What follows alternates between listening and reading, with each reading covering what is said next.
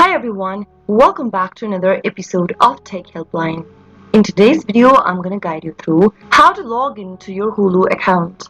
Watch the video till the end and don't forget to subscribe to our channel by hitting that subscribe button. Press the notification bell so that you'll never miss another upcoming upload from us. Open up a web browser to get started.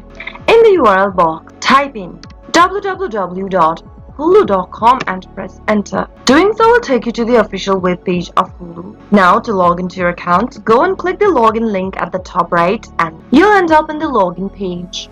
Here in this page, you'll need to enter your email followed by your password associated with hulu.com. Start off by typing in your correct email address in the first text box and then your password on the next. If you don't remember your email or password, click Forgot Your Email or Password button and follow through the instructions till the end. After entering both of your email and password, click Login to log into your Hulu account.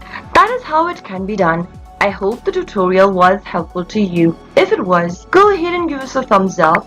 I'll be back soon with more videos like this. Thank you for watching.